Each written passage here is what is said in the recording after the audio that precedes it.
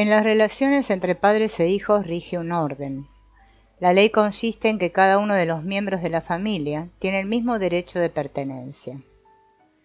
Analizaremos algunos casos en los que se ve claramente de qué manera asuntos inconclusos o asuntos que fueron mal manejados influyeron en los hijos y cómo estos, si no son solucionados, influirán en los nietos. La mente del niño es limpia y transparente para captar los sentimientos de los adultos y sienten lo mismo que sus progenitores, tanto así que desean ayudarlos con la carga de los sentimientos que ellos tienen. Por esta razón, el hijo se ve afectado en estos asuntos transgeneracionales. Esto se vive porque el pensamiento del niño es mágico en las primeras etapas del desarrollo, y por ser mágico siente que es omnipotentemente constructivo y puede salvar a los padres.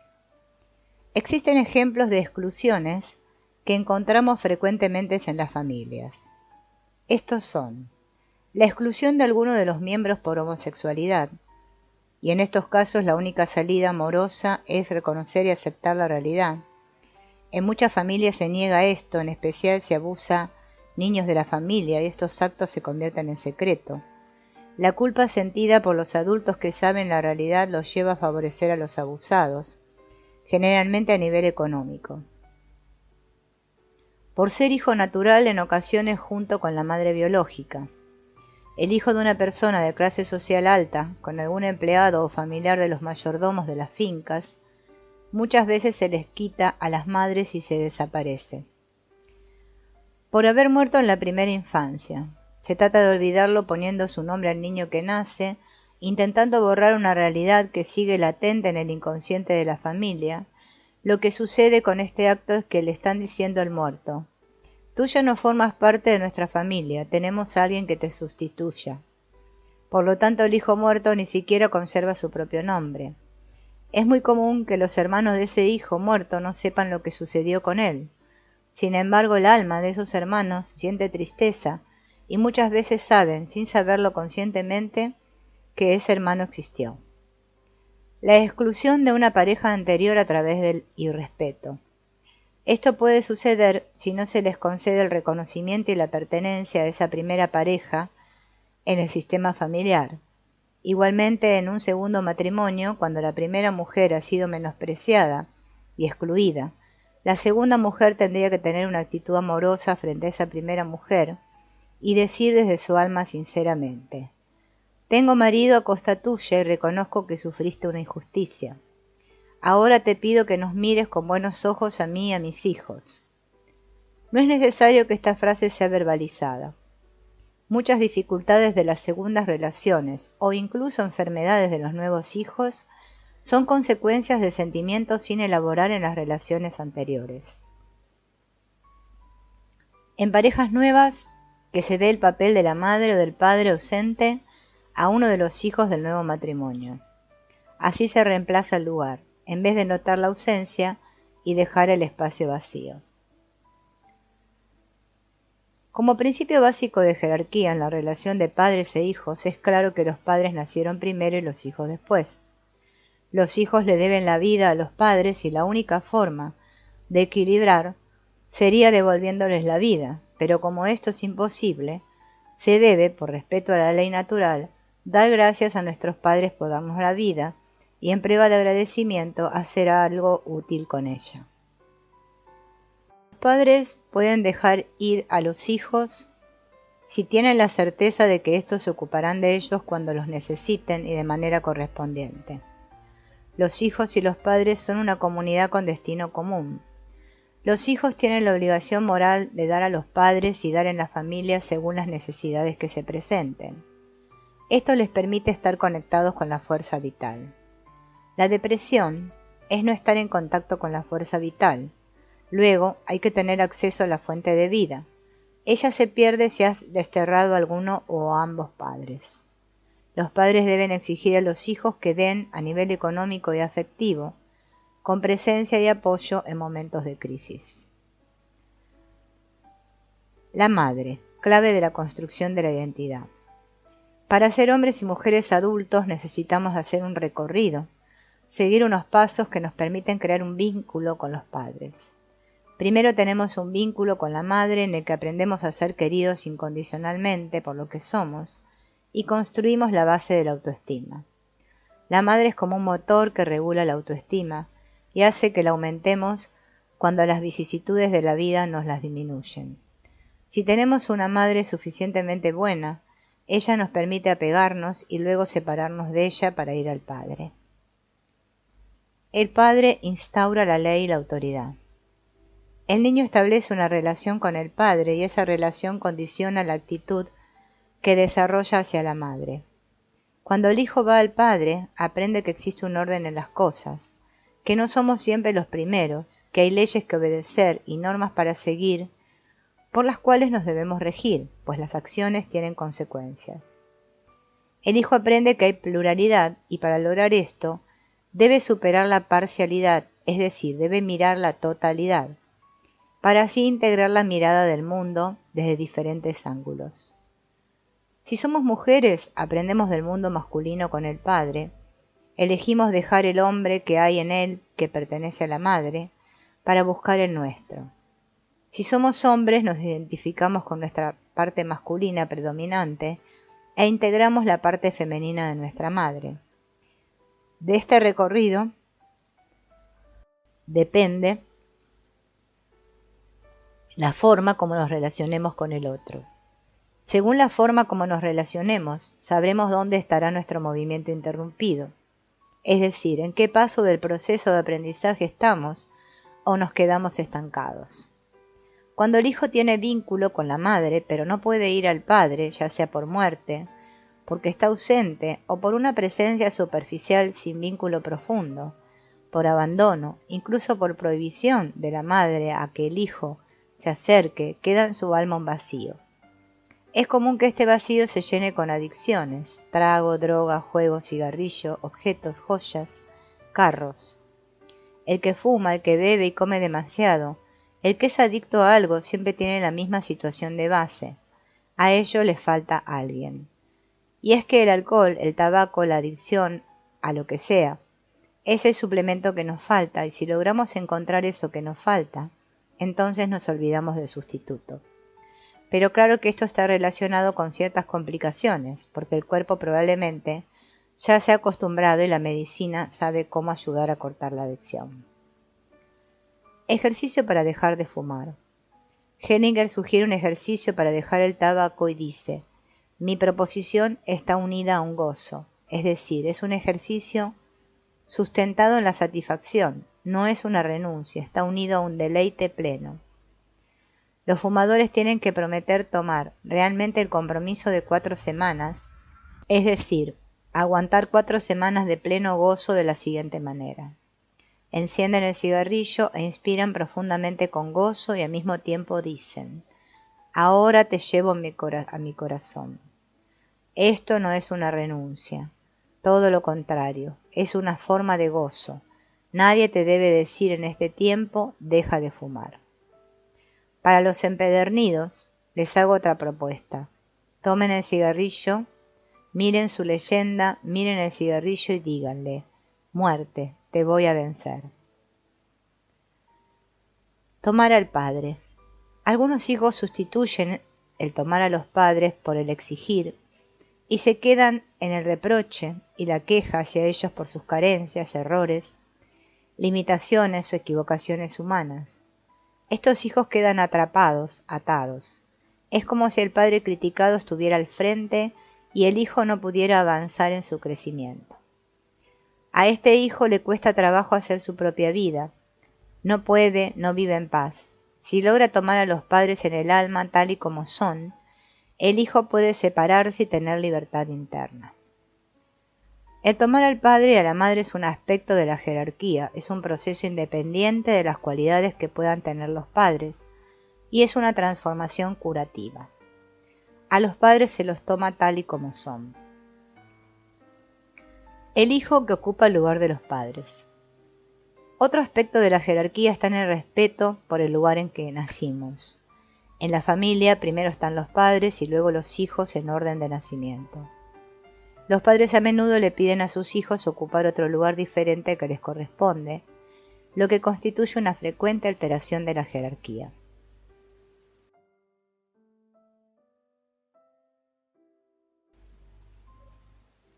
Se da en el caso en el que un hijo, en vez de tomar del padre y honrarlo, pretende darse como un igual o incluso superior a él.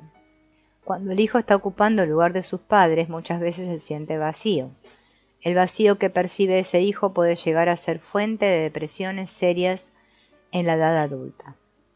Cuando un padre o una madre invierte en el lugar que les corresponde y esperan que el hijo les dé y cubra sus necesidades, se altera el orden y el hijo puede sentirse huérfano. Veamos el siguiente caso.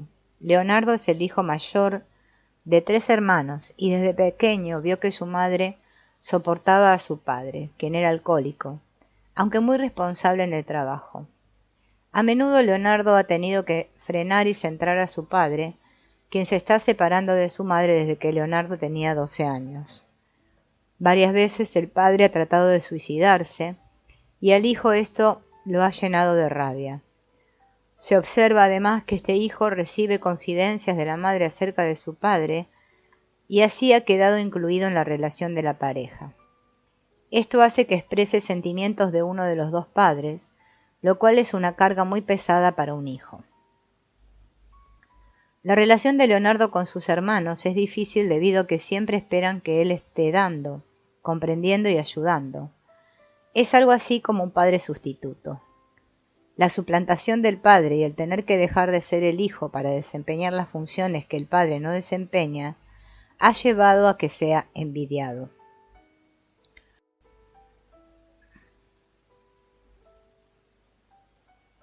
A menudo no puede pedir ayuda a los hermanos ya que ellos sienten que él les debe dar.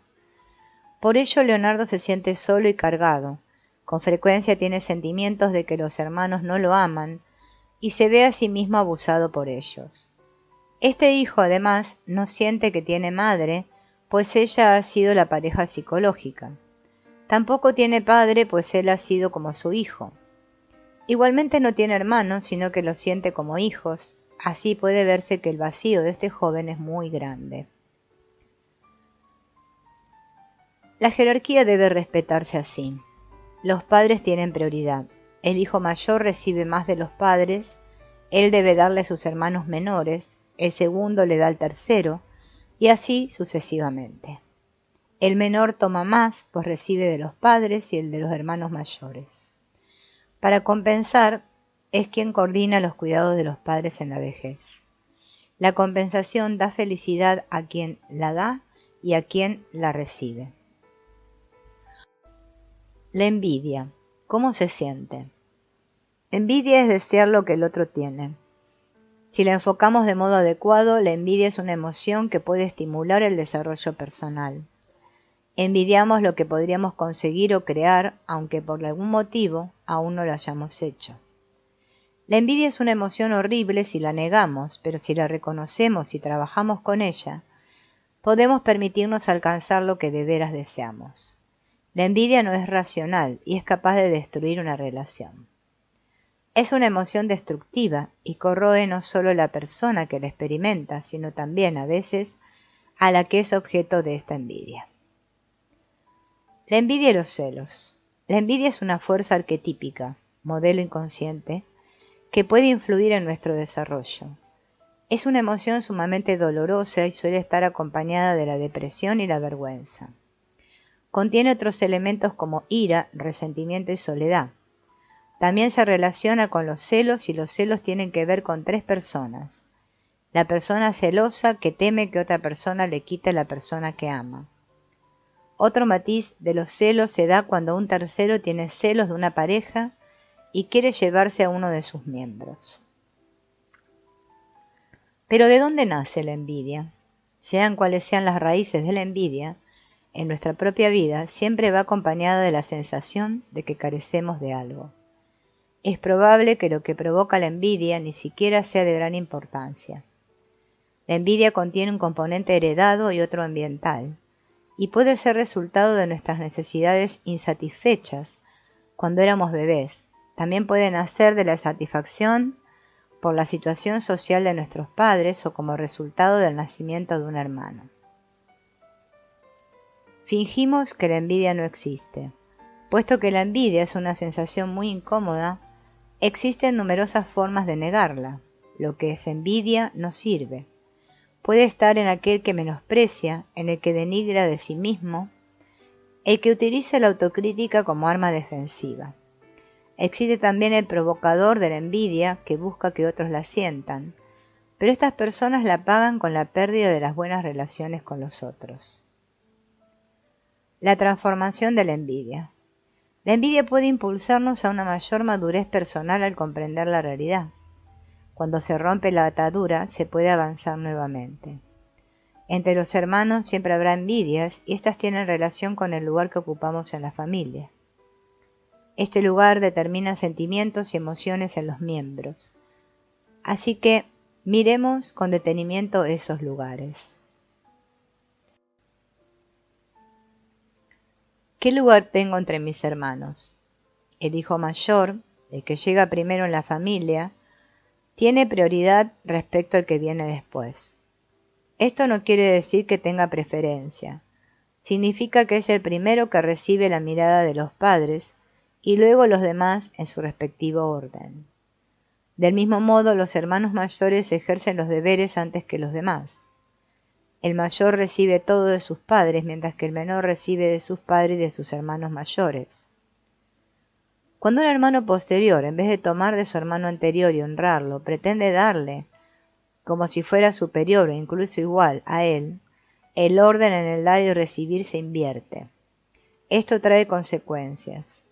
A veces, por ejemplo, el hijo menor puede creer que tiene obligación hacia todos los que le dieron.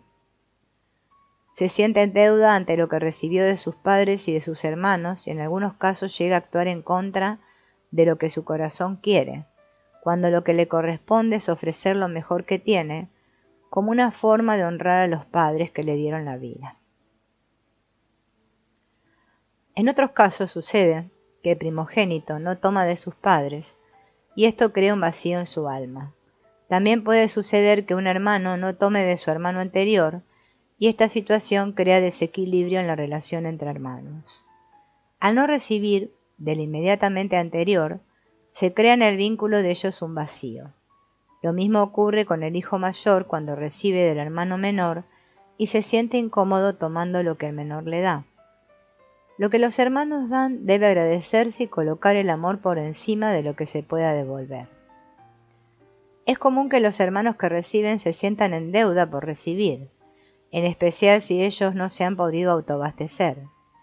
Pueden quedarse con sentimientos de culpa hacia el hermano que les dio, en especial si el que da no es un hermano mayor sino un menor, pues ese hermano actuó como padre o madre.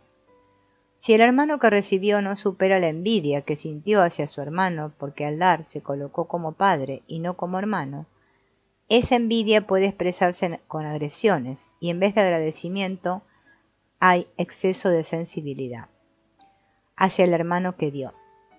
Poco a poco las agresiones, rabias, quejas y reclamos que se generan pueden llevar a romper la relación. Lo que debemos entender es que los reclamos no son hacia el hermano que dio, son reclamos hacia los padres que no pudieron ser ilimitados. No se pudo aceptar a los padres imperfectos que se debilitaron y es un asunto que ese hijo no solucionó directamente con ellos. Se lo están proyectando al hermano que dio desde el lugar de padre o de madre. Al hermano que recibió de otro hermano le irá mejor si logra llegar al reconocimiento, así no lo exprese verbalmente.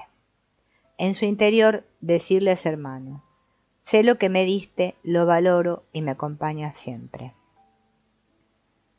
Un hermano que murió. Cuando no se le da lugar a un hermano que murió, ni se le menciona, ni se le recuerda, ya sea joven, niño o que no llegó a nacer, o también cuando no se tienen en cuenta hermanos fallecidos por parte de alguno o de ambos padres, los hijos vivos y reconocidos de la familia se sienten culpables. La conciencia familiar vela porque el sistema se mantenga dentro del orden. Esta conciencia no es fácil de detectar, es participativa y pasa por generaciones hasta lograr el equilibrio. Gracias a la conciencia familiar, en algún momento otro hermano o niño, miembro de la familia, le dará un reconocimiento a la persona que fue excluida por sus antecesores del alma familiar, del pensamiento consciente. Las exclusiones se dan porque los que vienen quieren oponerse a la suerte de ese miembro de la familia excluido, porque otros en la familia no reconocieron sus culpas, no las repararon, así que los que nacen después, pequeños que vienen en la generación siguiente, se sienten con la obligación de pagar por lo que los padres, los abuelos no agradecieron o no valoraron. Esto lo hacen por amor. Cuando en una familia un hermano tiene un destino difícil, es probable que los otros sientan que no merecen un destino fácil. Cuando se da un desequilibrio, el hermano con mejor destino realiza lo que Hellinger denomina una recompensa negativa. Puede negarse a tomar lo que podría tener, a veces dinero, pareja, éxito, felicidad. Quiere llegar a un equilibrio con los hermanos. Esta es una reacción ciega y tiene de fondo la idea mágica que sus hermanos estarían mejor si él o ella también estuvieran en desgracia o mal destino.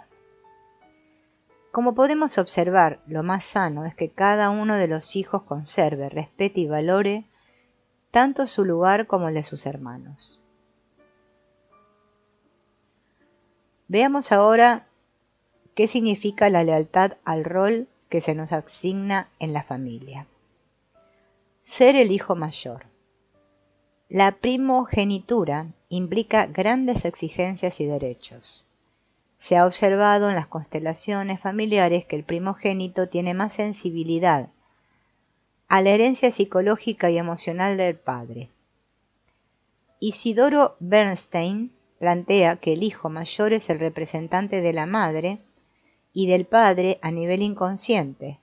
Por eso se puede decir que el hijo o hija mayor tienen una ganancia frente a sus demás hermanos, y es que siempre saben más que su hermano o hermanas menores y pueden representar a los padres en su ausencia. Las hijas en especial son grandes cuidadoras y a su vez pueden llegar a tener gran poder en la familia, acompañado de grandes responsabilidades. Con frecuencia pueden terminar asumiendo el rol de sus mamás. Hay ocasiones en que el hijo o hija mayor no es reconocido como el mayor debido a que los padres eligen al segundo hijo de mayor. Este hijo debe tener la responsabilidad del mayor y el rol de ese segundo hijo se vive a partir de la negación del lugar del hermano que nació primero. Como consecuencia de esta ruptura de roles, se generan los hermanos mayor envidia, rivalidad y competencia de lo normal. Hermano mayor de hermanos. El hijo que participa de este rol se identifica fuertemente con los valores masculinos, por lo cual es muy importante en este caso el conocimiento de las historias del padre, abuelos y bisabuelos paternos. Este hijo no tiene problemas para asumir responsabilidades. A veces asume muchas sin corresponderle, es protector de los menores, se preocupa por el futuro y reclama el liderazgo. Le interesa el dinero y el trabajo para conseguirlo, no le entusiasman las deudas y tiene objetivos realistas, prevé y anticipa los pasos a seguir para lograr una meta. Puede predecir los fracasos y estos no lo descorazonan, por el contrario, se inventan nuevas estrategias con facilidad. Hermana mayor de hermanas. La hermana mayor de hermanas es una figura matriarcal y puede llegar a tener dificultades para entenderse con el sexo opuesto, ya que los hombres las ven como fortalezas inalcanzables. La hermana mayor son excesivamente responsables y cuidadoras de los demás, en ocasiones exigidas y sacrificadas.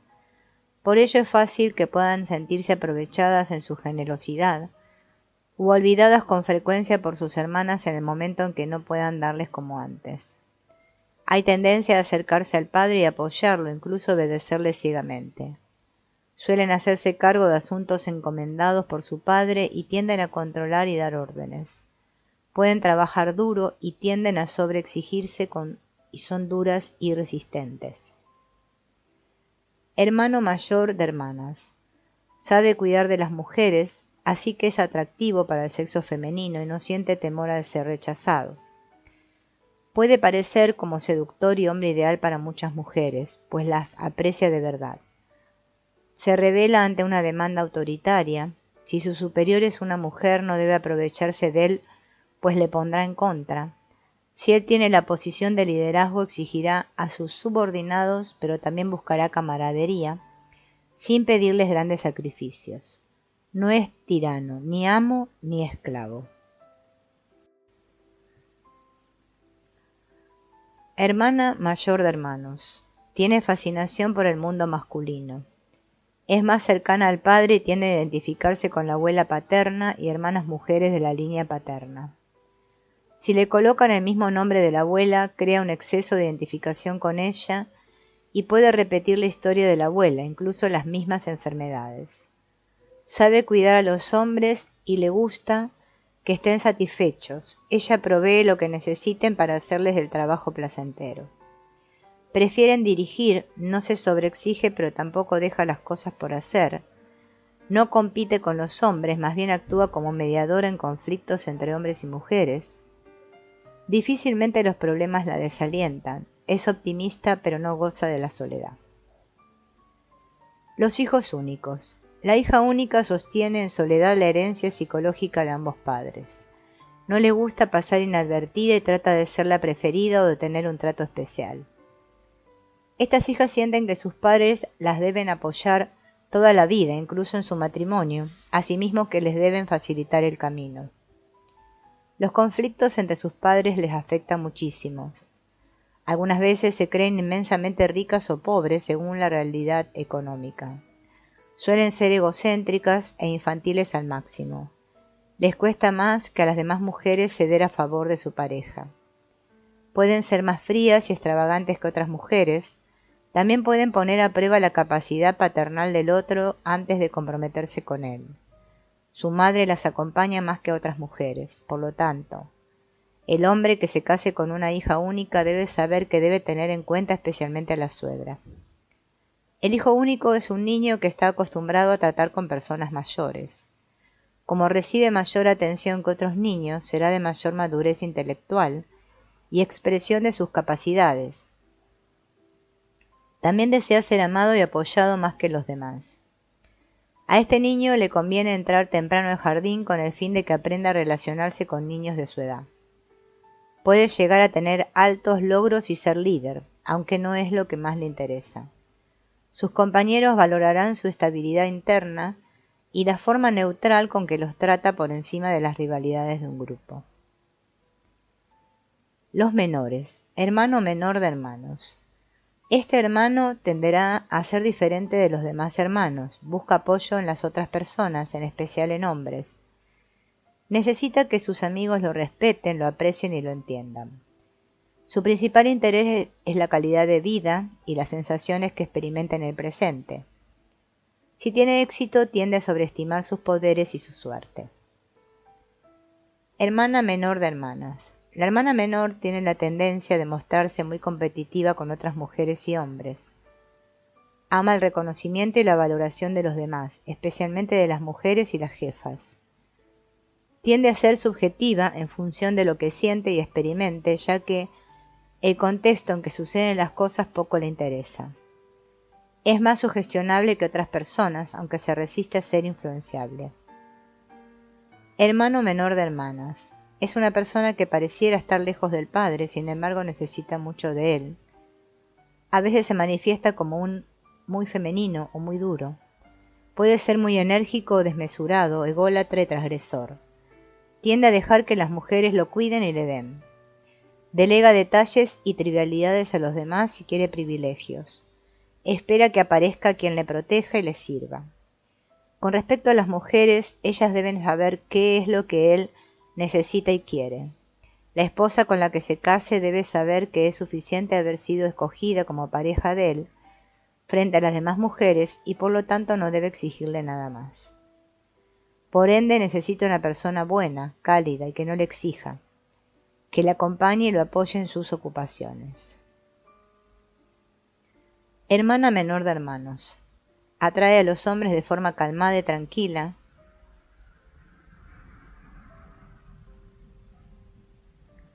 sin hacer demasiado. Es femenina, cálida y amable, simpática y con tacto. No es ambiciosa y no le interesa mucho desarrollar sus talentos. Sabe que si tiene necesidades, los hermanos no la dejarán padecer. Es capaz de acomodar su vida a las expectativas de uno o varios hombres. Puede renunciar a sus posesiones más fácilmente que otras mujeres. Su amante, marido o novio es su verdadero valor. Sabe lo que quiere como mujer y sabrá adaptarse a todo lo demás. Otros lugares. Mellizos. Son dos personas diferentes vinculadas de manera especial. Son intuitivos y pueden, para complacer a los padres, representar uno al linaje de la madre y el otro del padre. Puesto que viven juntos desde que nacen, son diferentes a los otros niños. No viven actividades y experiencias en las que el otro mellizo no participa. No pueden imaginarse la vida sin su hermano. Le lleva más tiempo que a otro niño la separación de otros y buscan mellizos como amigos, amantes o esposas. Si tienen hermanos, asumirán el papel de hermanos mayores. A menudo actúan en coalición, resistiéndose a otros. Los demás niños tienen que arreglárselas solos. El segundo hijo. Según las investigaciones de Isidoro Bernstein, el segundo hijo es el representante inconsciente de la madre. Si es una hija, la posibilidad de identificación con el papel que tuvo la abuela materna en su familia de origen se acrecientan. El tercer hijo. Es un hijo que en general le cuesta trabajo sentirse mirado y puede llegar a buscar a codazos un lugar en la familia. Puede ser envidioso y conflictivo en la búsqueda de su lugar en la familia. Isidoro Bernstein dice que es el representante de la abuela del padre. El cuarto hijo. Según Isidoro Bernstein, el cuarto hijo es el representante de la abuela de la madre. Si es hija mujer, corre el riesgo de identificarse con los asuntos no resueltos de esta abuela materna. El hijo de la mitad. A menudo el hijo que está en la mitad tiene la tendencia a no sentirse de ningún grupo. No es grande pero tampoco pequeño. Es un hijo que se siente solo y puede, con frecuencia, crecer con muchos resentimientos hacia sus padres por falta de miradas. Tienden a volverse protectores de los menores y si hay dos grupos de hermanos pasan en ocasiones a ser hijos mayores de la segunda tanda de hermanos. Ejercicio para revisar tu lugar en la familia.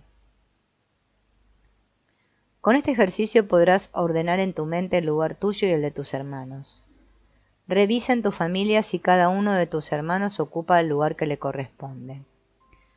¿Quién es el mayor? ¿Qué da a los demás hermanos?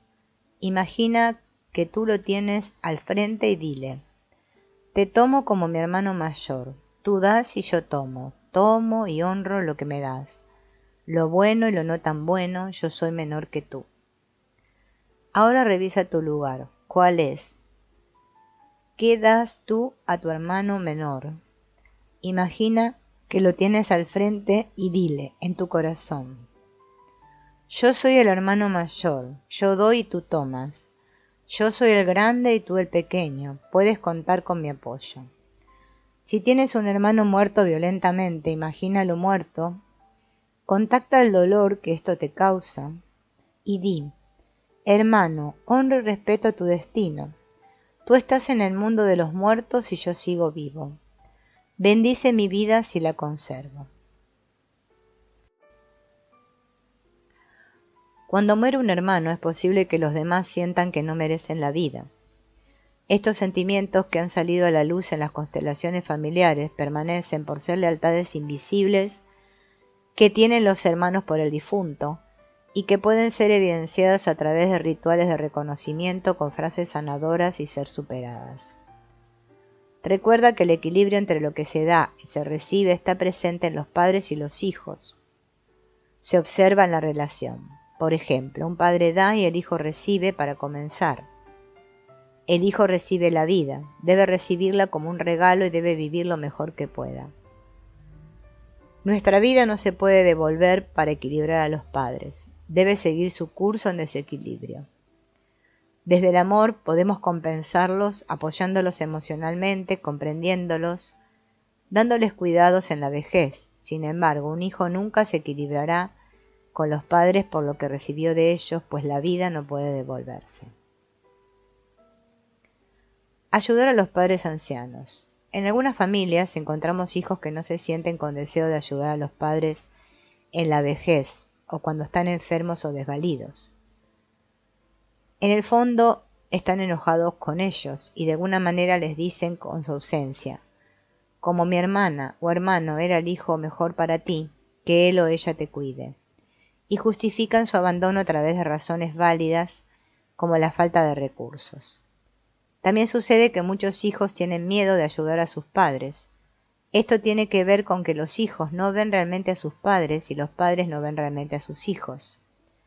A la hora de necesitar cuidado, los padres a menudo tratan a sus hijos como chiquitos, como si nada hubiera cambiado. Y los hijos también se sienten infantiles. Entonces temen comprometerse con cuidado de sus padres porque no se sienten maduros para aquello. Una familia es una familia cuando todos se ayudan, así como los padres han ayudado, y en la familia sus miembros están siempre disponibles.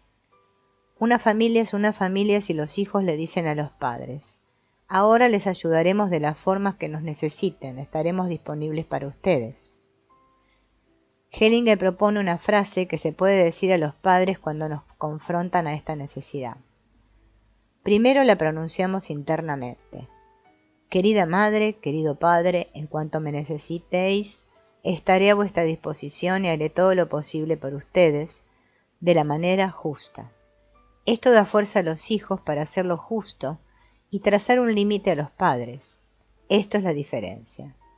Somos capaces de vivir porque nuestros padres tienen errores.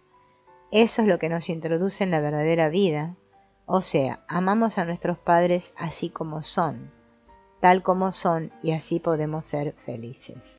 Siempre cuando nosotros hablamos de la vida en las constelaciones, a mí me gusta más nombrar una vida con B corta mayúscula porque no es la vida esta la que nosotros llamamos estar vivo, que te late el corazón y vivís, sino esta vida, ¿no? Eso más grande, como dice Hellinger, que es donde nosotros estamos inmersos. Por eso quería hoy enlazarlo con esto de los campos mórficos y morfogenéticos para que comprendamos qué es lo que pasa durante las constelaciones. ¿Qué sucede? Nosotros, en esta experiencia que es dual, nosotros siempre estamos en contradicción con diferentes cosas, o sea, si algo es bueno o malo, lindo o feo. Y obviamente en nuestras relaciones esto también se ve, esta dualidad. O sea que siempre estamos en la alternancia de opuestos. Y las constelaciones nos invitan a que vayamos hacia esa unidad, a esa vida con mayúscula, asintiendo justamente al destino y a todos tal como son. Porque dice Hellinger que solamente este asentimiento es el que nos va a permitir fluir hacia el amor, salir de ese amor arcaico en el que estamos todos metidos e ir hacia ese amor, bueno, podemos decir el amor que ve, ¿no? Y nuestra vida se va transformando a medida que vamos asintiendo. Mientras estamos en el rechazo, obviamente nuestra vida no estamos en sintonía, dice Hellinger. El que yo pueda reconocerme como hija de, me sintoniza con la vida, porque justamente este simbolismo, ¿no?, que representan los padres, es lo que me dice: yo soy hija de estos dos seres, ¿no? Y eso me sintoniza con algo más grande y me permite estar en la fuerza. Cuando yo estoy en la fuerza, cuando estoy en ese asentimiento a mis padres, puedo estar cumpliendo con las tres leyes que son la de jerarquía, la de pertenencia y la de dar y recibir. Si yo no puedo estar en ese asentimiento, obviamente no voy a estar cumpliendo esas tres leyes de las que tanto habló Hellinger, ¿no? Entonces, nosotros como terapeutas, cuando observamos ese campo de conocimiento, bueno, el campo. Tenemos que prepararnos para justamente estar en ese asentimiento nosotros hacia la vida, para justamente estar en respeto hacia el destino tanto del perpetrador como de la víctima, y no solamente aliarnos con la víctima. Eso es lo que nos va a permitir a todos poder constelar, a pesar de que pareciera que es algo difícil, ¿no?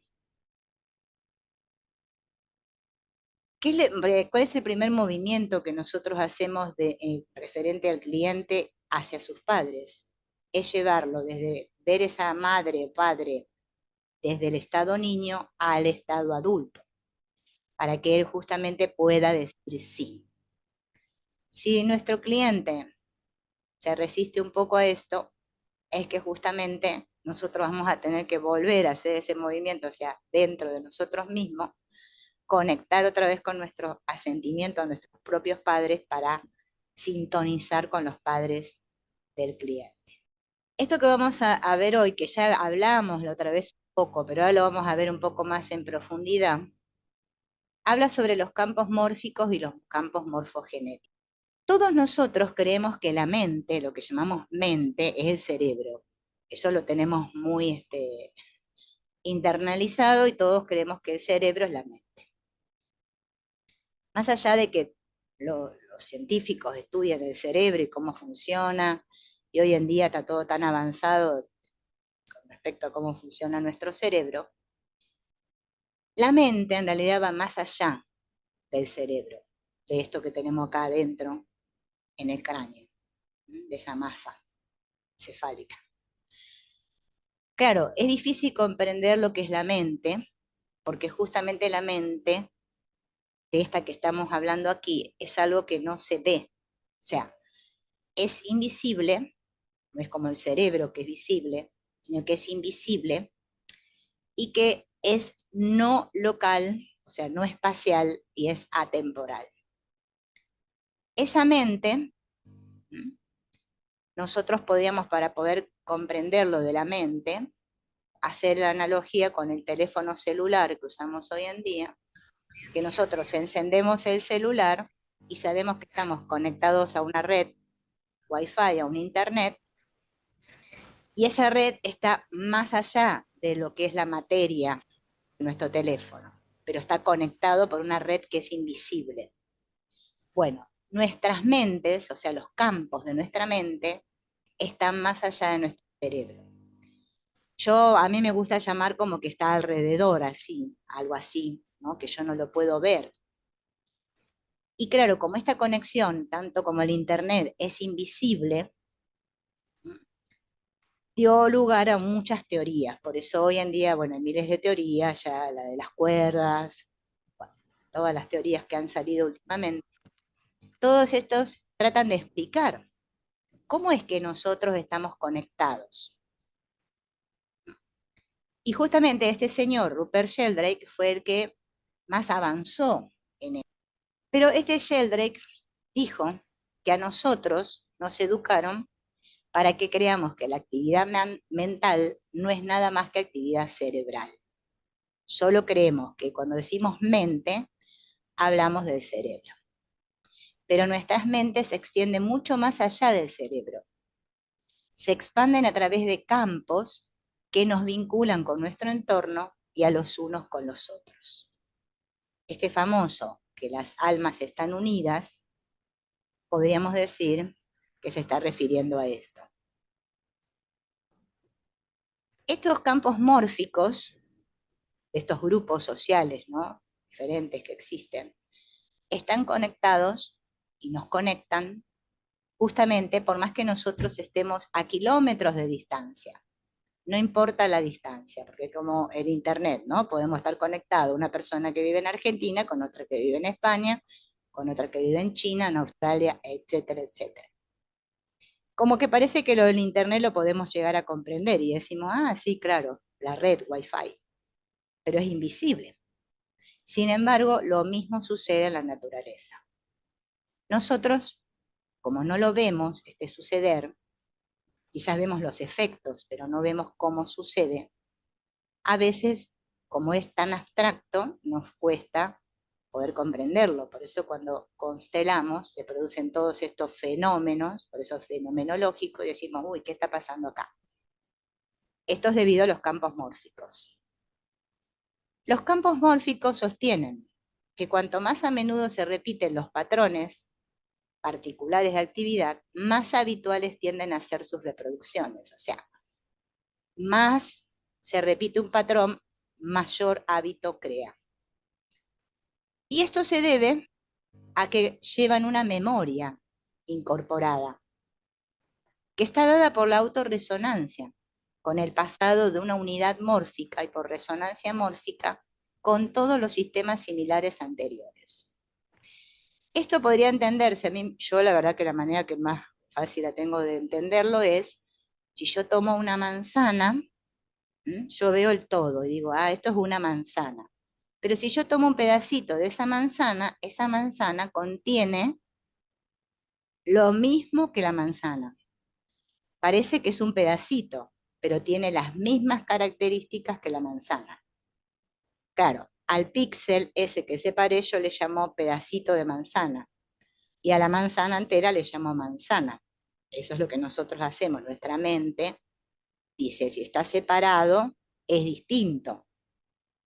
Vemos un cuerpo de otro cuerpo y decimos, este cuerpo es diferente a este otro cuerpo, este objeto es diferente al otro objeto. Basta. Pero nosotros, en esto de los campos, tenemos que comprender que todos estamos en resonancia con todo. Si ese pedacito de la manzana al cual yo llamo yo, pertenece a la manzana. Por eso este asunto de la necesidad de pertenecer, porque cuando yo siento, yo me puedo creer que estoy aparte, pero justamente yendo aparte es como sufro. Por eso la separación es el problema de todo, ¿no? De todo, todo, el problema es la separación. Ese campo mórfico es solo información. Y para los seres humanos esa información es paradójica, porque por un lado estoy impulsado a imitar tanto lo doloroso y desordenado como lo que es creativo y autónomo. Si bien esta imitación es instintiva, nuestra voluntad consciente se pone al servicio de ella, pues el motor que nos mantiene en la repetición es la sensación de seguridad que me da la repetición. Y el sentimiento de culpa que nace si yo quiero prescindir de esa imitación. Por eso comprender esto es fundamental, porque eso es lo que pasa en toda constelación. Yo quiero pertenecer, pero al mismo tiempo quiero estar aparte. Es ese conflicto que tenemos todos los seres aquí en la Tierra. Parece que tenemos problemas de todos tipos, que el niño interior, que la neurosis, que la psicosis, que no sé qué sé yo qué, todos los problemas que hay, diferentes enfermedades, no sé qué. Es que todas en realidad se deben a esto. Todos tenemos una división interna. Estamos escindidos. Por eso hablamos de masculino y femenino, esas energías que se contraponen. Esa energía creativa con esa otra energía que va hacia adelante. Entonces, ¿qué sucede? Parece que nosotros, si vamos para un lado, no podemos ir para el otro. Entonces nos cuesta integrar, nos cuesta vivir en la unidad. Por un lado necesitamos ser autónomos, pero cuando soy autónomo y digo yo, siento culpa. Y cuando me siento en unidad, me dan ganas de separarme. Y ese sentimiento conflictivo es debido a esos campos, porque estamos todos metidos en el mismo campo. No lo vemos, pero así es como sucede. Por eso que las constelaciones muestran lo que muestran, porque si no, no lo podrían mostrar.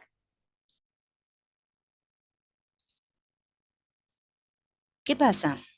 Nosotros, por esta misma resonancia, le llaman resonancia mórfica, estamos agarrados ahí. Y seguimos repitiendo y repitiendo y repitiendo y repitiendo. Por eso la constelación a lo que me lleva es a que yo pueda salir de esas repeticiones y dejar de hacerlo como los otros, dejar de imitar. Pero solamente logro salir de un campo justamente cuando me rindo con humildad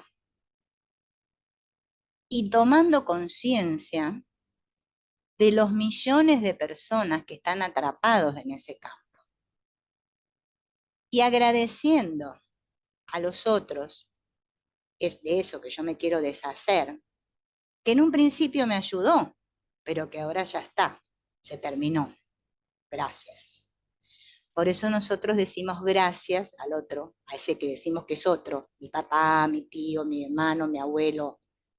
Le ponemos nombres, pero es que en realidad somos nosotros mismos. Yo le puedo decir gracias por ser como eres, porque justamente eso es lo que deshace la repetición. Me suelta del atrapamiento de esa resonancia del campo mórfico. O a cada campo yo le digo, te honro, te agradezco y te dejo partir. Ese sentimiento de humildad ante ese hábito, esa memoria, ese campo al cual yo estuve tanto tiempo obedeciendo, también le agradezco porque en su momento me sirvió, me fue útil. Por eso le agradezco,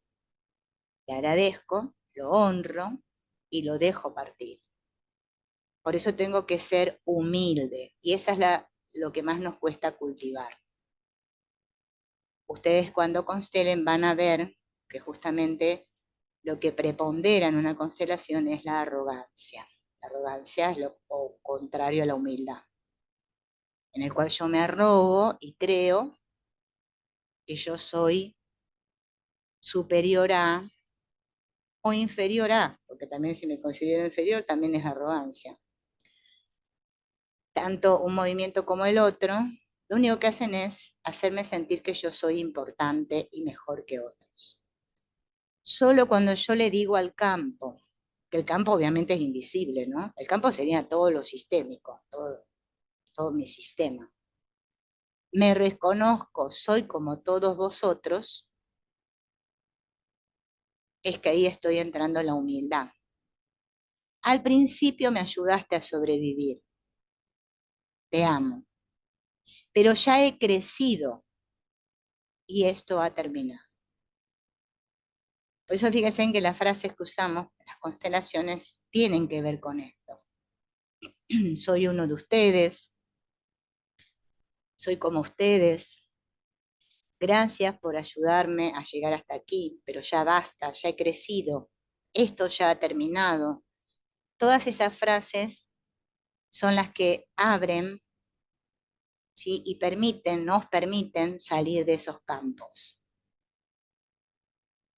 Este famoso Sheldrake, que después yo el otro día encontré un video de este, no sé quién lo hizo, pero un video muy bonito, pero que dura como 50 minutos,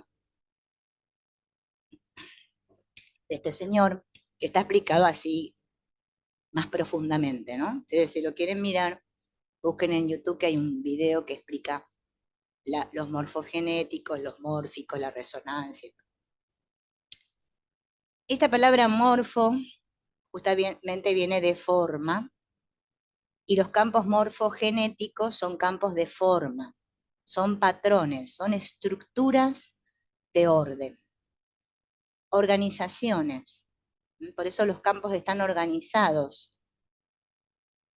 También tienen justamente cristales y moléculas, dice. Y cada tipo de molécula, cada proteína, cada una de ellas tiene su campo mórfico. Por ejemplo, el campo de la hemoglobina, el campo morfogenético de la insulina. Cada tipo de cristal, cada organismo, cada tipo de instinto, patrón de comportamiento tiene su campo mórfico. Porque hay un orden, ¿no? En la naturaleza hay un orden. La naturaleza, podríamos decir que es el único sistema que está en orden.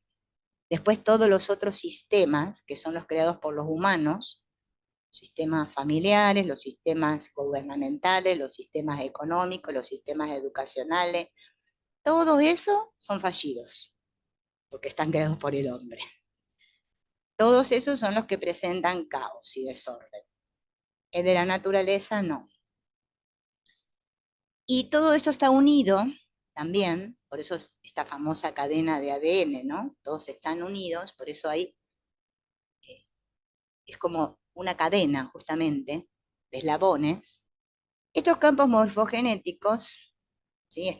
Un señor, Gariaev, que fue justamente el que habló del holograma. Nosotros, dice él que nosotros estamos metidos en un holograma de ADN ondulatorio. Ese holograma muestra justamente nuestra imagen o la imagen del ser con mayúscula realizado. No Silvina realizada, porque nosotros somos totalmente individualistas y vamos a decir, ay, yo que me iluminé. No, no. El ser, que somos todos, el ser, somos todos los 7.000 billones de humanos, realizado es un holograma. Representa la inclusión y la trascendencia de todo lo ocurrido en el sistema al que pertenecemos. O sea, cuando yo trasciendo, cuando yo voy más allá, ¿sí? Cuando yo me veo en unidad, cuando me reconozco como uno, pero no uno Silvina, sino uno el ser, que todos somos el mismo. Por eso tenemos que comprender esto de que nosotros no constelamos personas. Mientras ustedes crean que constelan personas, yo sé que la persona es la que cree que tiene el problema, y es el mío. Estamos ahí, estamos así. Pero bueno, en un punto la ficha cae. Mientras tanto, bueno, vamos haciendo lo que podemos. Creemos que constelamos al otro, que yo soy la consteladora, el otro el cliente. Bueno, el juego de la proyección se juega así acá. Está detrás de las bambalinas, no es esto, no es esto que yo estoy viviendo acá. Por eso es tan importante que nosotros aprendamos a ponernos en el centro vacío y a dejar de, a ver cómo podríamos decir, darle tanto drama a lo que le pasa al cliente. Bueno, lo que nos pasa a nosotros igual. Yo sé que uno le pone drama. Ay, Dios mío, lo que me pasa. Es que ahí es donde justamente cuando yo salga de ahí, cuando yo, digamos, yo digo todos, ¿no? Salimos de ahí, es que ahí realmente estamos en ese ser con mayúscula. Mientras tanto, estamos, bueno, como podemos, haciendo cosas para lograr mejorar, porque en esto que necesitamos mejorar tiene que ver con una comparación, con algo que yo le llamo que eso es bueno y a donde yo quiero llegar. Pero no me voy a ir del tema porque si no nos vamos de los campos, pero vamos a ir con el campo. Entonces, los campos mórficos no solo vinculan a los miembros de un grupo, sino que también se unen a la memoria inherente a su especie. O sea, por ejemplo, nosotros que somos la especie humana, estamos en el campo mórfico de los seres humanos. En cambio, los morfogenéticos no son tan repetitivos y estáticos como los mórficos, sino que tienen que ver con la evolución. O sea, estas teorías famosas de dónde venimos y cómo va evolucionando. Esto de la genética, tiene más que ver con la genética. Pero tanto los morfogenéticos como los mórficos, hay autores que los toman por igual. Nosotros en realidad trabajamos más con los mórficos en el campo, la constelación, pero para que ustedes sepan de dónde vienen. Para mí entender, los morfogenéticos serían los que Carl Jung llamó el inconsciente colectivo, y los mórficos pertenecerían al inconsciente más personal, ¿no? A lo que también Hellinger le llama el alma grupal, sería el campo mórfico, y eso algo más grande sería el morfogenético. Yo lo entiendo así, es mi comprensión, no quiere decir que esté acertado. Ustedes investiguen a ver si encuentran otra cosa, pero yo por lo que he buscado hay mucha controversia porque es que usan los términos algunos indistintamente y se confunden. Pero no se maten. Lo importante es que comprendan que esto es algo donde nosotros estamos inmersos, ¿sí? Y que la mente no es el cerebro, sino que va más allá. Y que alrededor nuestro hay campos mentales. Por eso cuando yo, por ejemplo, pienso en Menganita, a los 2 o 3 horas menganita me llama. Yo lo he comprobado millones de veces. Estoy mucho tiempo sintiendo X cosa y tal cosa sucede. Es que es increíble, pero es que funciona así porque por eso nosotros cuando constelamos lo que hacemos es limpiar el campo, equilibrarlo, para estar en sintonía con la vida. Si no, yo estoy atrapada en los movimientos sistémicos de los campos mórficos, de todo esto que lo hago como mi papá, lo hago como mi mamá, tengo el mismo miedo que tenía mi abuelita, todas estas cosas. Cuando nosotros nos ponemos en sintonía con la vida, por eso tenemos que tomar a los padres. Más a los padres es simbólico, entiéndase, es existencial, no emocional. Es que yo digo sí, y esa gratitud hacia la vida es la que me pone en sintonía. Por eso lo importante de una constelación es eso, y no toda la otra cosa que muestran por internet que le dan tanta importancia. Pero a la gente le gusta lo otro, porque es la película. La película está, ay sí, y es un drama. Es que justamente lo que tenemos que hacer es salir del drama, y es lo que más cuesta. Pero con entrenamiento y disciplina se logra, si es que quiero. Ahora, si quiero estar en la víctima y en el drama, puedo seguir ahí eternamente, ¿eh? Nadie me lo prohíbe. Por eso tiene que haber ese anhelo profundo. La alfombra es el todo, yo soy un nudo de la alfombra, pero necesito pertenecer a esa alfombra y tomar conciencia que yo soy como todos, pero al mismo tiempo no hacerlo como todos. No necesito seguir haciéndolo como todos, pero sí recordar que yo formo parte de eso. Por eso agradezco, si no me separaría de vuelta. Soy humilde porque pertenezco. Esto es como decir, tomo conciencia de lo que soy y ahora porque tomé conciencia de lo que soy, entonces ahora yo digo, bueno, yo soy muy evolucionada y los otros pobres, mirá, pobrecitos como sufren porque no se dan cuenta. Bueno, esa sería una mirada de separación, una mirada de benevolencia, como dice Hellinger, o unitiva, es la mirada en la que digo que ellos, así como ellos, es que también yo. Por eso tenemos el yo como tú. Todas las frases que Hellinger tomó, es que las sacó de todas estas teorías.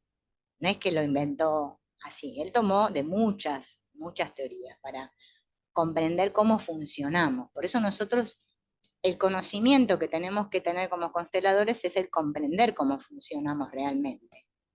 Porque es cuando comprendemos eso, ahí sí podemos acceder al cliente, sin hundirnos en el dramatismo del otro, sin dejarnos arrastrar por ese campo mórfico, ¿no?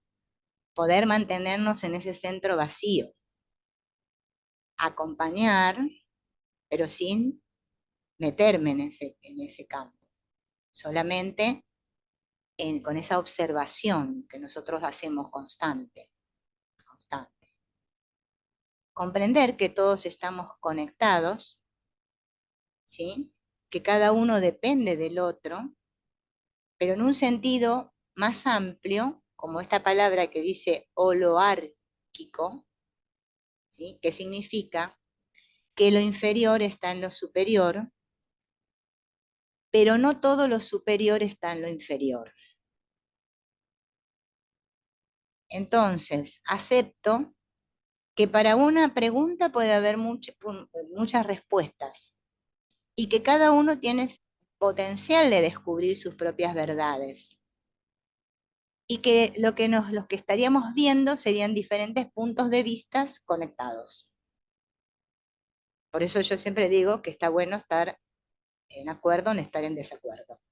Porque yo puedo estar de acuerdo en estar en desacuerdo con el otro. Es que estamos tan instruidos en que yo tengo que hacerlo como el otro, que es que no me doy cuenta que pertenecer y formar parte del todo no significa que yo lo tengo que hacer como el otro o pensar como el otro. Eso no tiene nada que ver. Cada uno es libre de pensar, sentir y hacer como le gusta.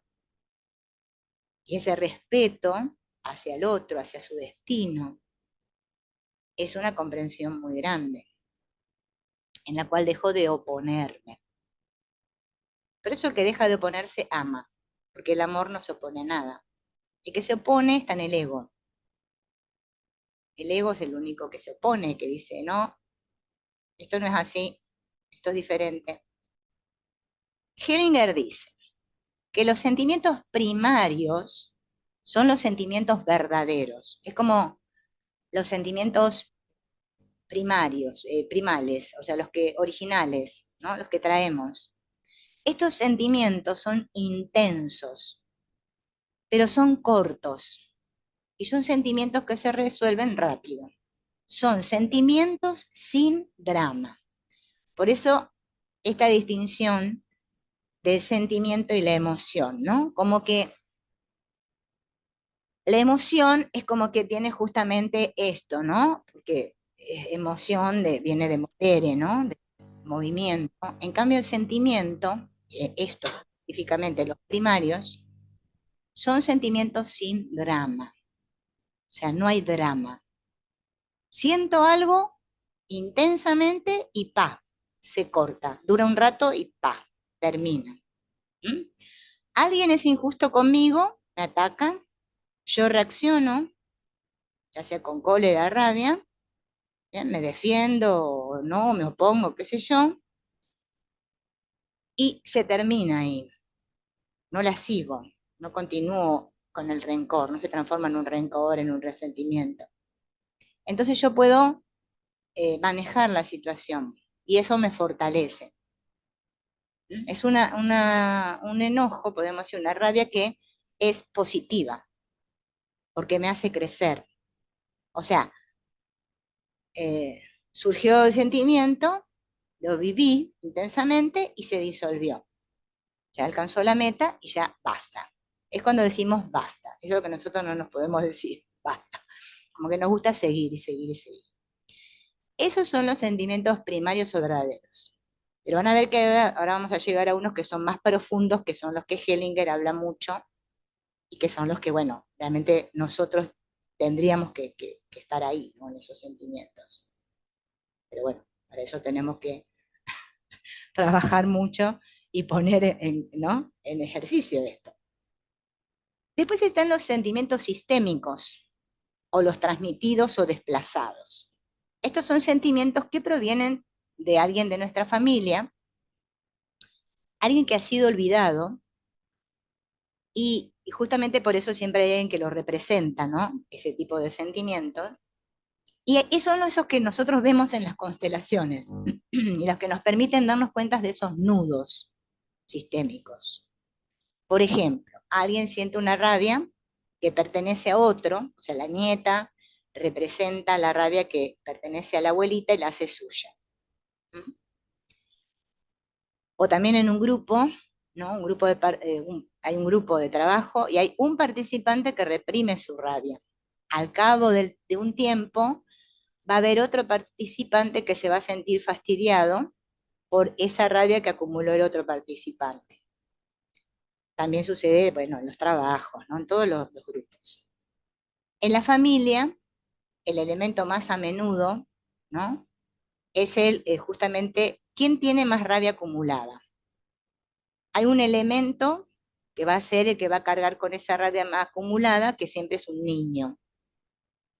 Bien, por ejemplo, hay una madre que está muy enojada con el padre y no expresa su rabia. Entonces, eh, se enoja con el niño. Siempre el más débil se hace cargo de los más grandes, de los que supuestamente serían los más fuertes, ¿no? Esto sucede, por eso nosotros cuando constelamos siempre vamos a ver esto, ¿no? Que el niño, por este amor ciego, toma la rabia esa de sus padres, o del papá contra la mamá, o de la mamá contra el papá, y es el que justamente, como digamos, que paga los platos rotos, o es el chivo expiatorio del sistema. Esos son sentimientos sistémicos que pertenecen al sistema.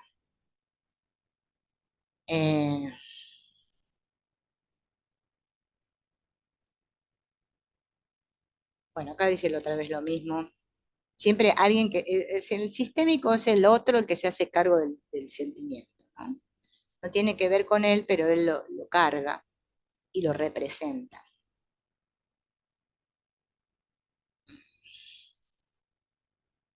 O en los trabajos, acá dice, ¿no? Por ejemplo, siempre el jefe se la agarra con el más débil.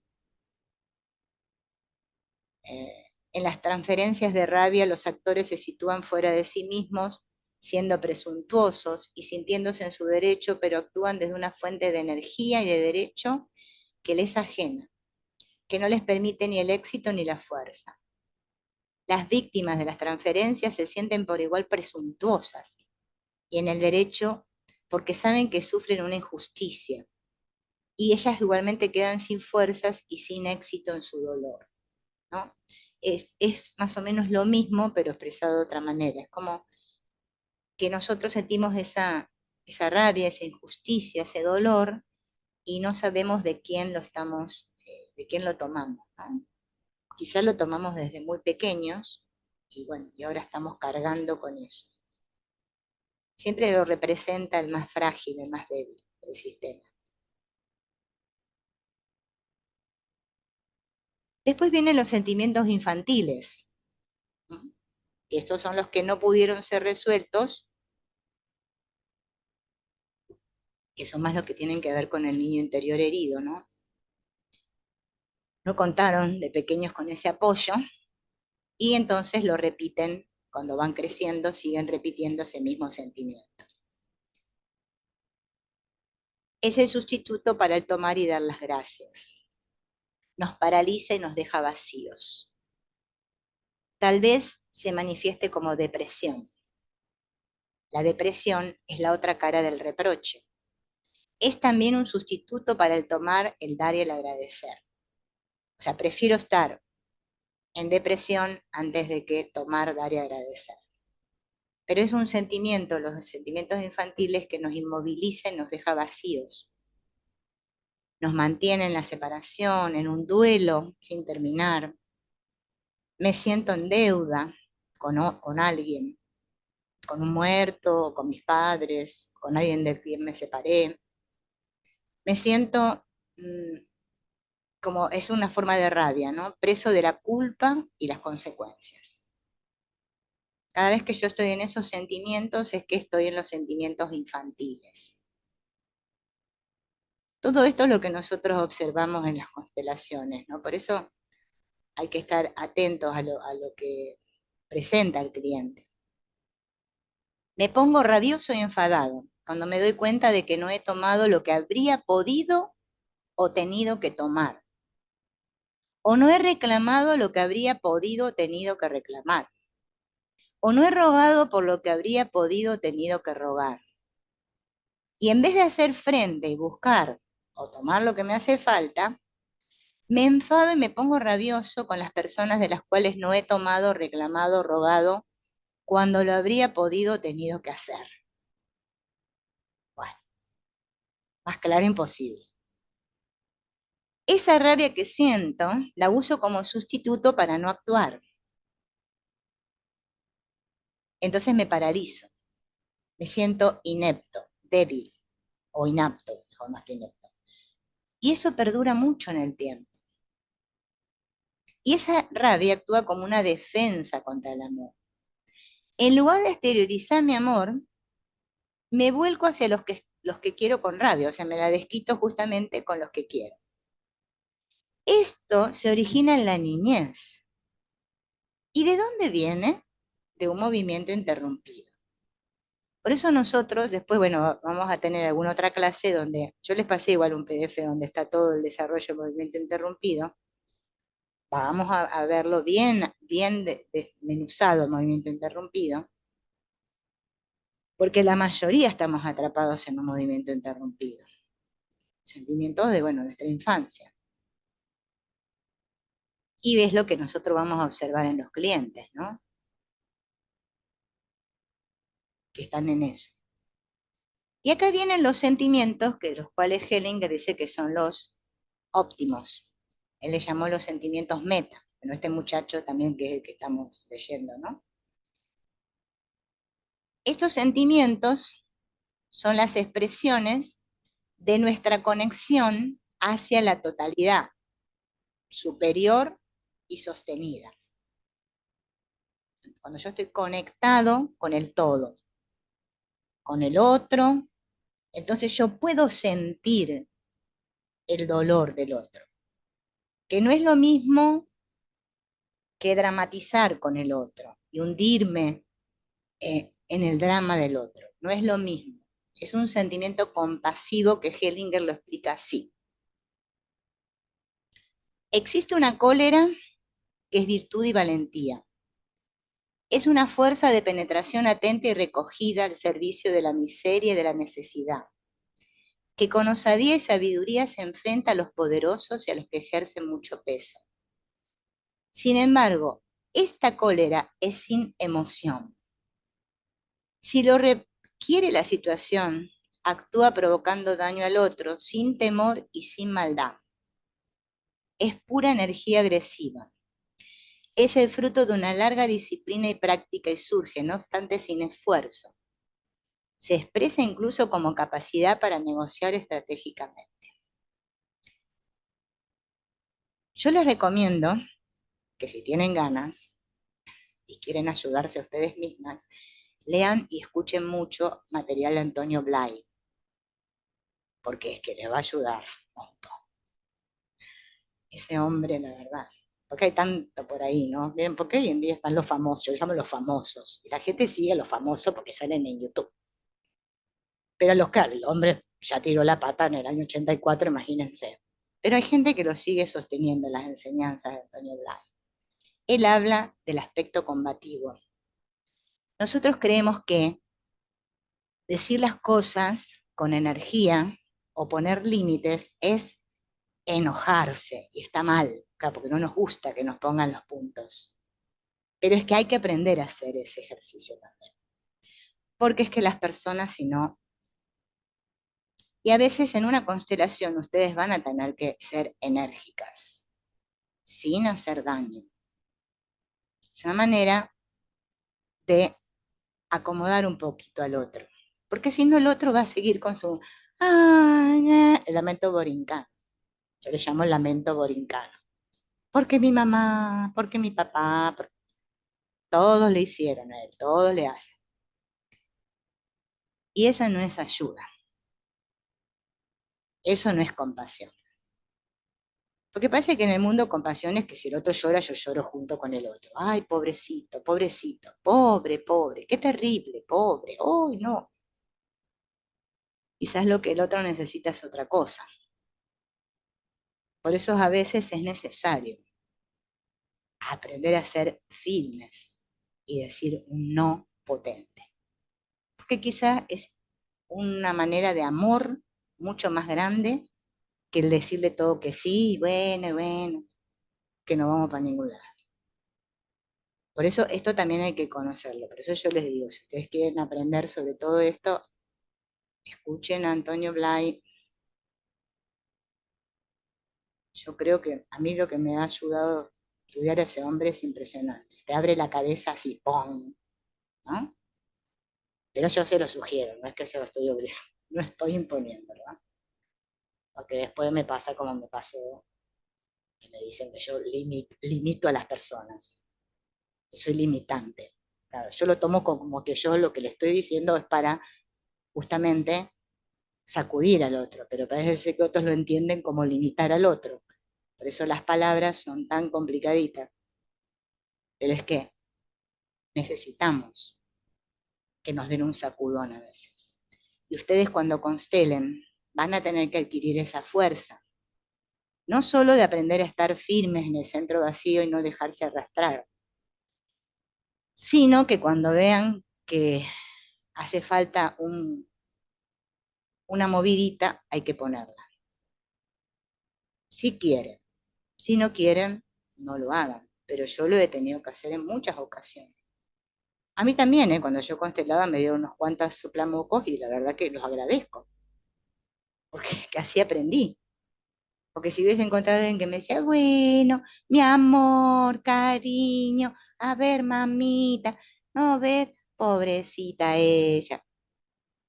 Bueno, todavía estaría en el mismo lugar.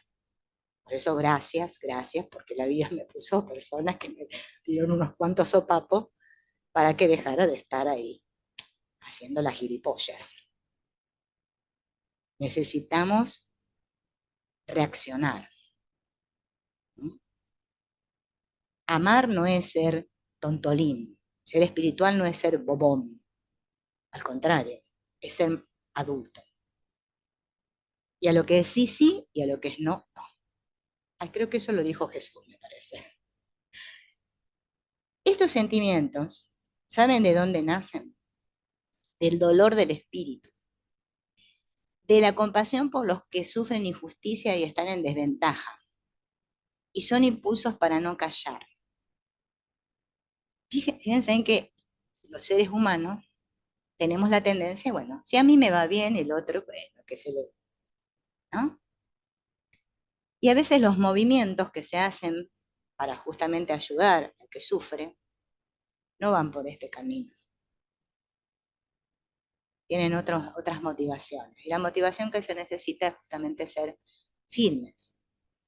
Pero a mí me tiene que haber realmente dolido eso. Tiene que ser un dolor profundo para que yo pueda comprender el otro. Si no, yo no puedo comprender al otro. Solo el que realmente pasó por eso es que puede sentir esa verdadera compasión, esa compasión falsa. Y nosotros tenemos que prepararnos para esto, porque es que vamos a escuchar historias muy dolorosas. Y tenemos que saber acompañar con compasión, pero sin caer en el drama. Es un equilibrio justo. La mayoría de las familias son disfuncionales.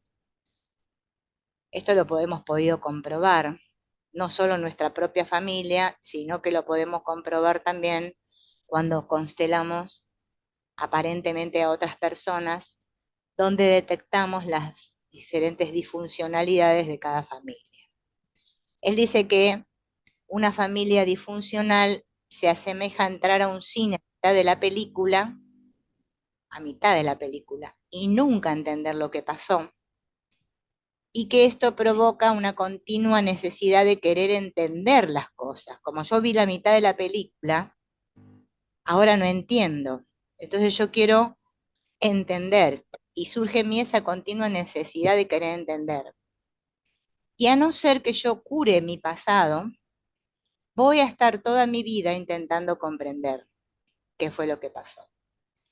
El niño interior tiene mucho que ver con esto, con esa falta de comprensión, eso que no entendemos por qué nos sentimos como nos sentimos, qué nos está pasando. Pero ¿qué sucede? Este querer entender, nosotros lo llevamos a la mente, o sea, a la cabeza, y queremos entender desde la cabeza. Porque la cabeza es la gran defensa contra el sentir. Y justamente la cabeza es la que impide sanar ese dolor original, que está vinculado al niño interior. Llega un momento en nuestras vidas que por más que pensemos, nos vamos a agotar y entonces vamos a dejar que entre la luz. Yo recuerdo que tuve un amigo que, bueno, yo era joven en esa época, pero nunca me olvidé de lo que me dijo ese día, y me dijo que cuando ya justamente te agotás de querer resolver pensando, el guardián del umbral, él le llamaba al guardián del umbral, ese que está custodiando para que no lleguemos, que no pasemos al sentir, se rinde. Se rinde el guardián del umbral. Y entonces entra la luz de la claridad y podemos comprender. Mientras yo trate de sanar pensando, nadie puede sanar pensando, es imposible sanar pensando. Por eso las constelaciones funcionan, ¿no? Ya sea las fluviales, no sé, cualquier constelación funciona, más allá de que nosotros, bueno, estamos enfocados en estas de los vínculos, pero bueno, todas las constelaciones funcionan siempre que conectemos con el sentir. este dolor original está conectado con algo que este autor le llama la vergüenza tóxica, que no es una vergüenza común, ¿no? Como decir, ay, me dio vergüenza, no sé, tal cosa. No, sino que es una vergüenza tóxica. Es un sentimiento de ser imperfecto e inadecuado que está enterrado en lo profundo de nuestra psique. Está conectado con ese dolor original, por eso todos tenemos una herida. Y este sentimiento de no sentirme correcto hace que yo pierda el contacto con mi auténtico yo y al mismo tiempo me paraliza internamente, o sea, dejo de sentir. Es como si yo me sintiera degradado ante mis propios ojos, esa imagen que tengo de mí, y entonces me desprecio a mí mismo. Y cuando yo creo que no puedo ser yo mismo, entonces dejo de estar de acuerdo conmigo mismo e intento escapar de ese dolor mediante, bueno, acá él pone una adicción porque obviamente él lo trabajó desde el alcoholismo, ¿no? Pero de cualquier tipo de adicción que tengamos. Ya pensar también es una adicción, ¿eh? Estar pensando todo el día es una adicción.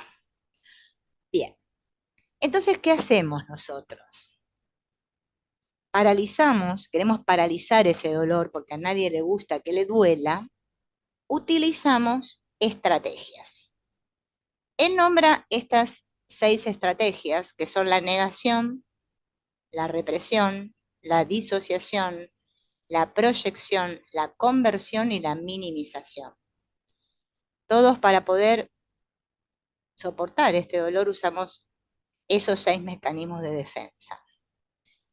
La negación es cuando nosotros nos decimos, no, no está pasando en realidad, o sea, niego que eso esté pasando. La represión es cuando yo digo, esto nunca sucedió.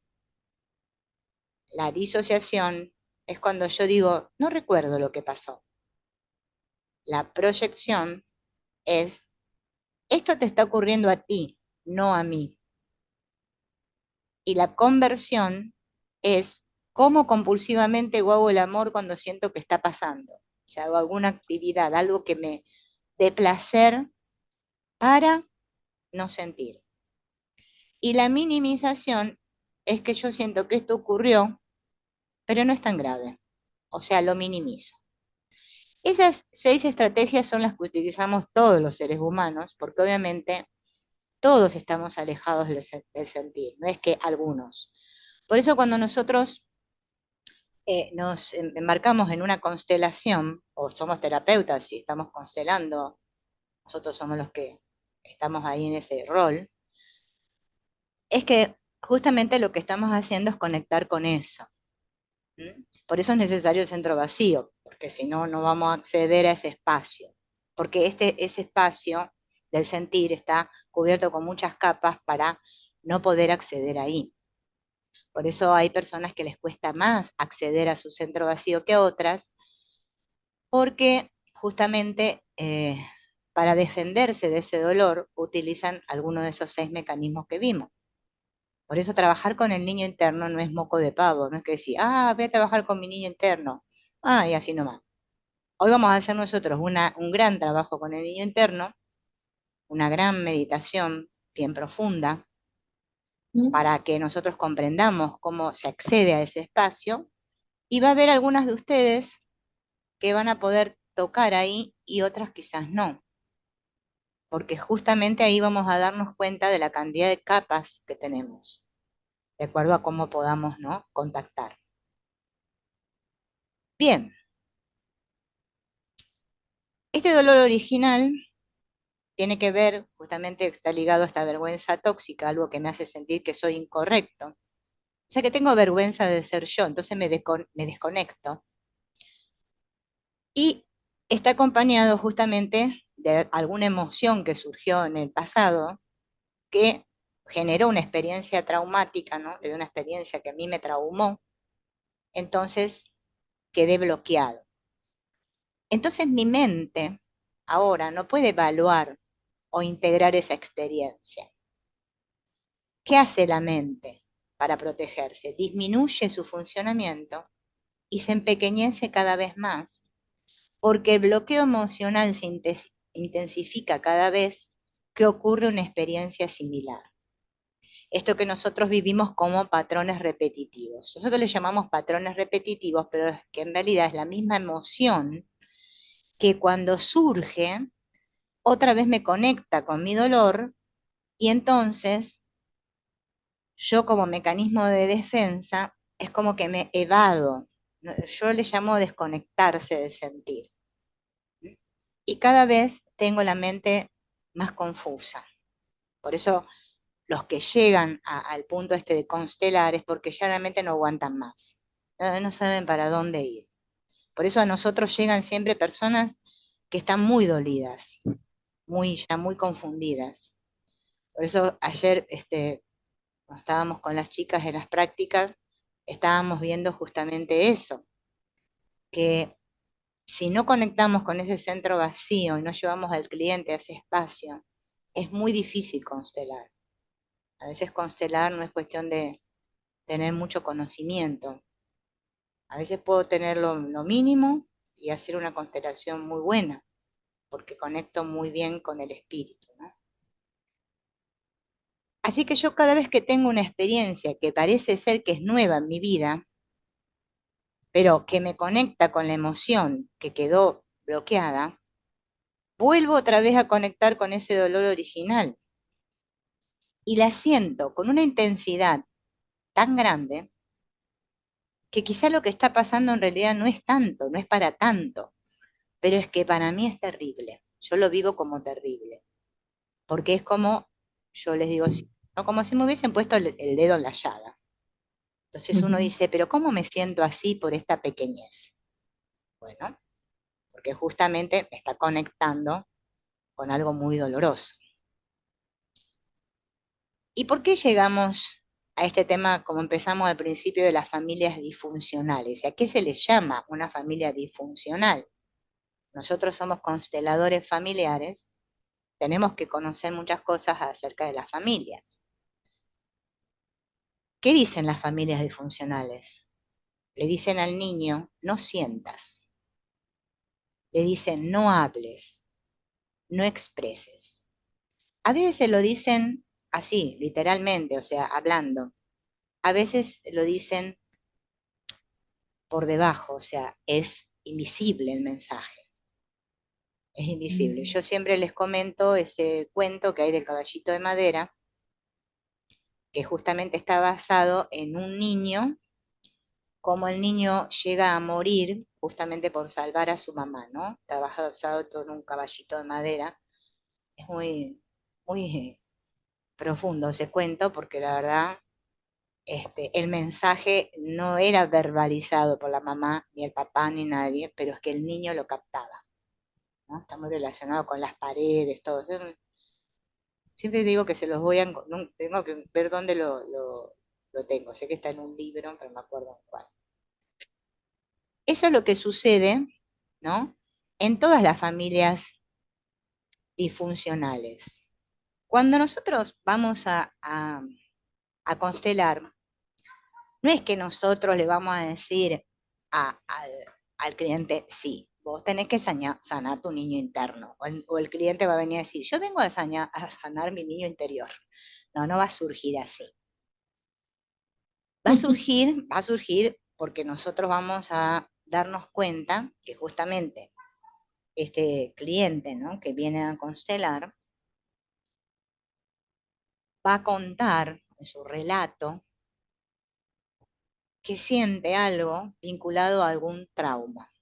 Los traumas obviamente son experiencias que nosotros vivimos en las cuales quedamos bloqueados, mediante la cual se manifiesta en nuestra vida mediante una fobia, bueno, una depresión, eh, bueno, una adicción, bueno, lo que sea que alguna manifestación, ¿no?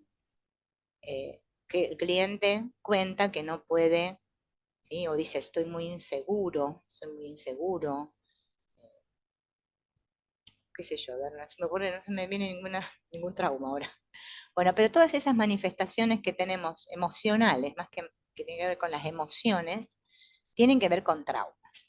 Nosotros le vamos a pedir que obviamente elija un objeto para representar ese trauma, o sea, esa emoción, eso que lo tiene bloqueado. Recordemos que en las constelaciones individuales nosotros siempre estamos trabajando con esto que nos pesa, lo que nos bloquea, eso que cargamos, ¿no? Que sentimos ese peso que sentimos que cargamos, que no es nuestro, y que justamente tenemos que ver a dónde estamos mirando para darnos cuenta a quién le corresponde eso, o de quién estamos cargando eso. Entonces el cliente dice, bueno, vamos a trabajar en seguridad, que es un tema bastante común. Me siento insegura y elige este bloque. Ya nosotros, como consteladores, sabemos que se refiere a una figura masculina, no es femenina. O sea, un hombre. No es que específicamente tenga que ser el padre. ¿Bien? En este caso podemos deducir porque vamos a trabajar con el niño interno. Porque quizás contó que, bueno, que papá era muy autoritario y la retaba mucho y ella le tenía miedo al papá. Imaginemos una situación así. Entonces, para ella ver esto, cada vez que ve una figura autoritaria representada por un hombre, siente inseguridad. Imaginemos que el cuento viene por ese lado, porque es difícil constelar sin cuento previo. Es como decir, estamos trabajando en el aire, pero bueno, vamos a intentar hacer lo posible para poder explicar más que nada el movimiento del niño interno. El niño interno, siempre lo que le pasa, ¿no? Es que esta que se llama, imaginemos, María, es una adulta, o sea, tiene un cuerpo de persona grande, de qué sé yo, 40 años. María tiene 40 años. Pero María ve la vida desde acá, porque este trauma, este dolor que ella carga, lo está mirando desde ella, esta niña. Entonces, claro, la niña representaría esa herida que ella trata todos los días de cubrir, de tapar, y trata de comportarse como una adulta, pero no puede. Por eso utiliza esos mecanismos de defensa que hemos visto recién, para no sentir vergüenza, porque si no esa vergüenza tóxica va a aflorar. Entonces María dice, ¿qué hago? Entonces justamente utiliza algún mecanismo de defensa y obviamente no nota que su problema está aquí, en su niño interior, en su herida. En el niño interior es lo inconsciente, es la mente infantil, es esa mente, es todo eso que está guardado, podemos decir como una gran bolsa, oculto, por eso no lo vemos y por eso cuando constelamos lo vemos, porque la constelación permite acceder ahí. Por eso a mí me gusta trabajar con esto, con los vínculos, porque no sé, es que yo me siento cómoda con esto porque es que se ve muy Ujú. claro. Hay otros consteladores que, bueno, tienen otras preferencias. A mí de todo lo que experimenté, estas son las que más me gustan, porque es como que siento que acá se ve muy claro cuando se está Sí. trabajando desde un centro vacío. Si no se trabaja desde un centro vacío, no, porque vamos a estar haciendo un juego de muñecos ahí y no tiene ningún sentido. Mañana que vamos a ver la clase 1, que vamos a arrancar de vuelta por la clase 1, voy a tratar de profundizar un poco más en la clase 1, así que los que vieron la clase 1, si la quieren ver de vuelta, la pueden volver a ver. Ya saben que los que ya vieron todas las clases, pueden volver a verlas todas las veces que quieran, porque siempre vamos a hacer algo un poquito más profundo. Siempre hay que tratar de ir un poquito más a lo más profundo para ampliar nuestra conciencia, ¿no? Y poder justamente, bueno, ir aprendiendo cosas nuevas. Bueno, estábamos entonces en el tema este de que ella dice, ¿no? Justamente, tienen que no sé si tocó a alguien más acá, miren un cachito, ¿no? Acá ya no, estoy dando la entrada, ahí está, adentro. Entonces, volviendo al tema, Ella es María, parece una mujer grande, de 40 años, pero su trauma, su emoción bloqueada, tiene que ver con ella. O sea, con lo que no es porque sean dos diferentes, pero es con lo que le pasó a esa niña.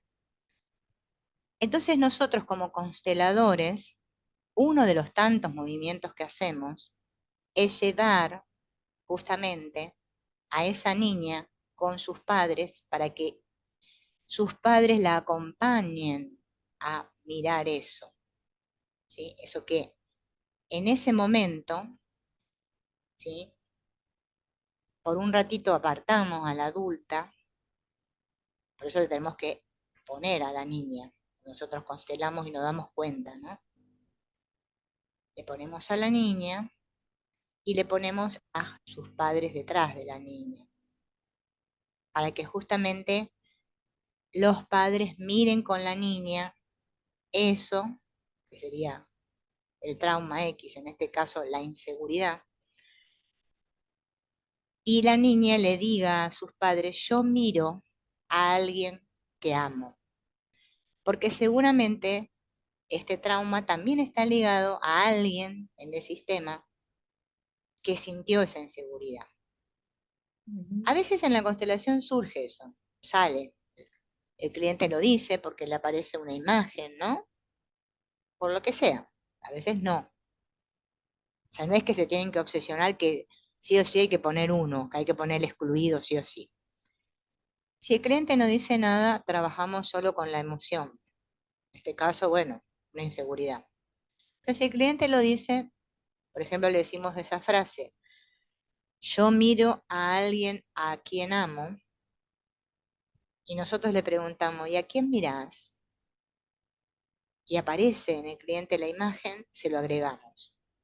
Siempre y cuando aparezca. Si no aparece, no es importante. Por favor, miren ustedes conmigo también en esa dirección.